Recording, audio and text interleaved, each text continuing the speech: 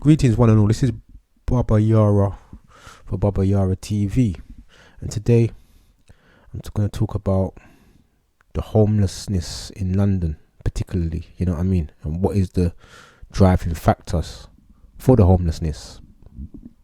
To me, it's simple: landlords and the government. You know what I mean.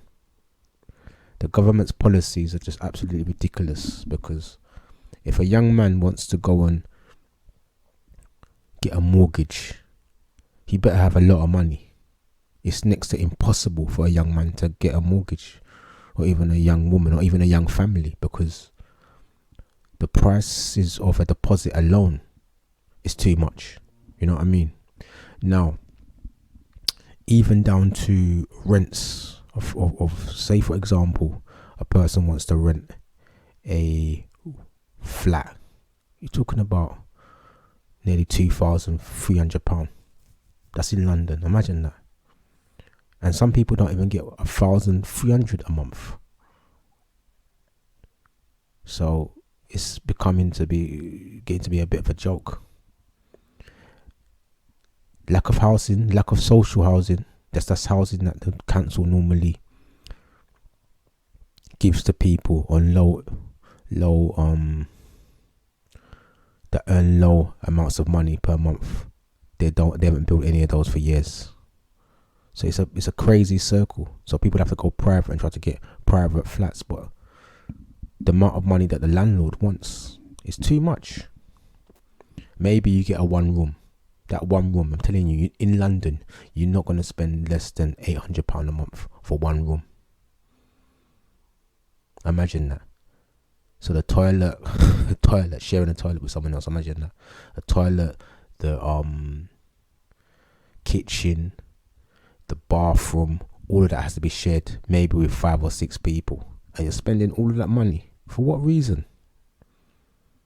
So the high rents, the high mortgage, the high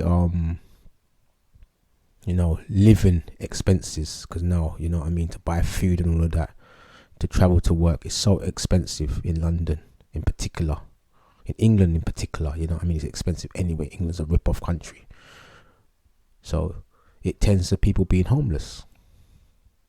Imagine that. Some people can be working and still be homeless. It's possible, because I've seen it with my own eyes. Now, if you take a walk down the city of London now or later or whenever, when you see the amount of homeless people out on the streets, and the funny thing is, not all of them are taking drugs.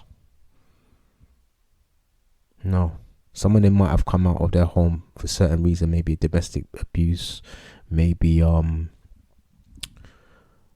there's been some sort of breakdown in the relationship they've had with people in the house. There's a myriad of reasons. You know what I mean? There's plenty of reasons. So I don't even know what the British government are doing at the moment. They're actually doing nothing. That's why I say that many people have to think of alternative ways. You know what I mean? I even saw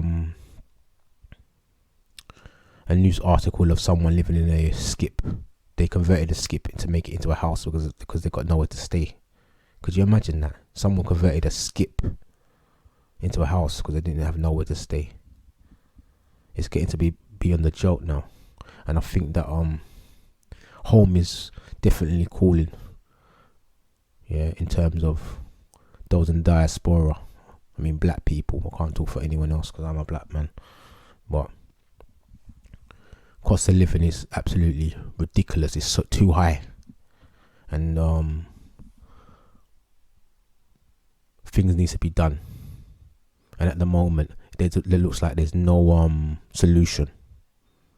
Well, on the part of them, there's no solution. But we do have to definitely take things into our own hands and start preparing ourselves to go back home. Hotep, brothers and sisters.